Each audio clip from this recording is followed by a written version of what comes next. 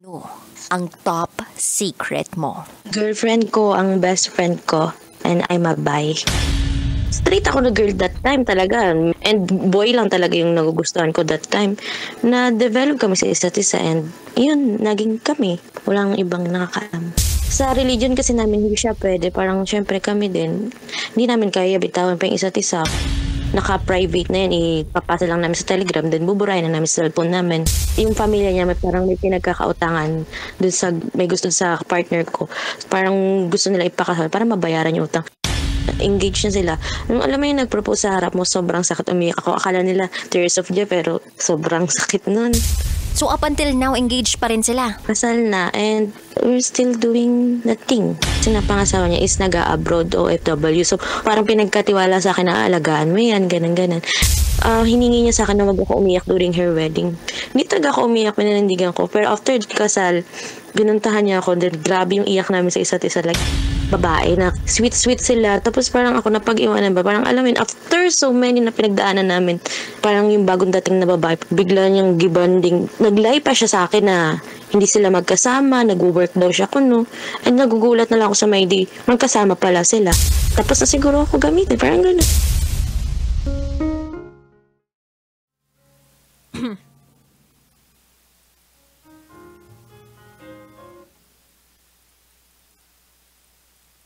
Hanggang kailan mo kakayanin na itago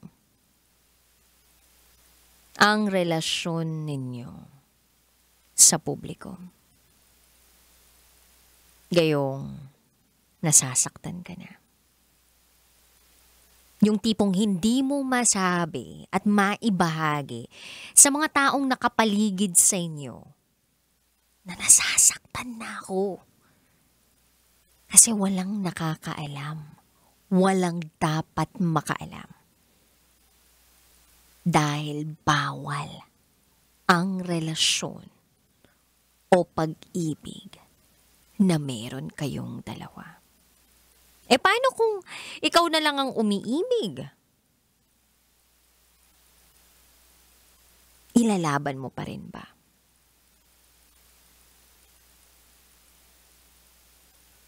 Ang tindi po ng revelasyon ng ating top secret caller kagabi.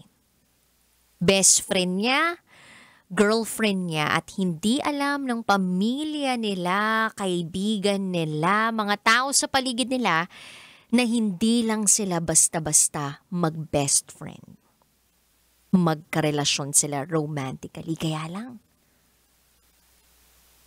Habang tumatagal yung call namin kagabi, ang daming nasisiwalat na iba pang revelasyon. Naipakasal pala yung best friend niya doon sa lalaking inireto ng kanyang pamilya. Maid of honor pa siya. Hindi siya umiyak sa kasal. Grabe ang kanyang pagpapanggap.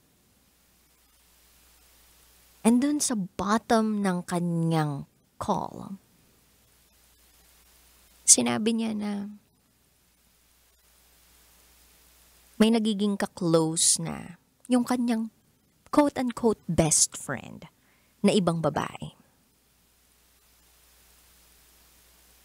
At masakit yun para sa kanya. Kasi parang nababaliwala siya.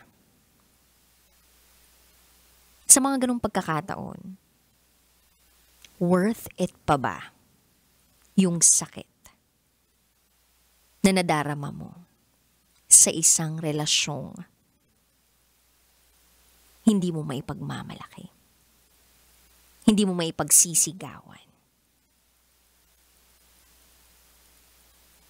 Yung pakikipagrelasyon sa isang taong hindi mo masasabing iyo.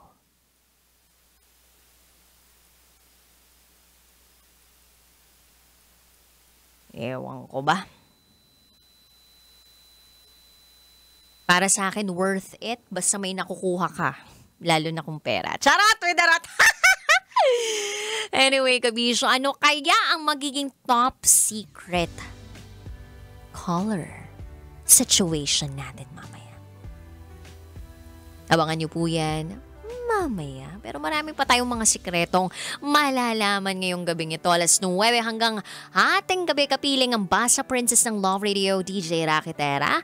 At ito na nga po ibibigay ko ng patikim ng DJ Rocky's Secret Files.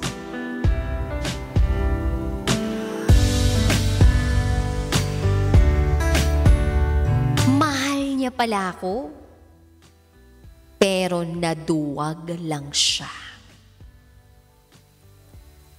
Yung mahal ka naman, pero pinangunahan ng takot yung tao. Masasabi mo pa rin bang pagmamahal yun? Eh di ba, love should be greater than all your fears. Pag mas nangibabaw ang takot, baka hindi yun totoong pagmamahal. Ay, hindi ko sure. Anyway, abangan niyo po yan sa aking pagbabalik. Kapiling niyo po si DJ Rocky at kayo'y nakatutok dito sa 90.7 Love Radio. Kailangan pa bang i-memorize yan? Basic. Susunod na po ang programa. DJ Rocky's Secret Files. Sinira ng tatay ko ang pagkababae ko. Siya! May secret affair kami ng office mate ko. Hindi ko matigilan kasi sobrang galing niya sa... Rocky's Secret Files. Secret Files. It's the kind of bleep you never knew existed. Kunwari inosente pero boy naman pala. Rocky's Secret Files. Secret Files. Kailangan pa bang i-memorize yan? Love Radio. Basic!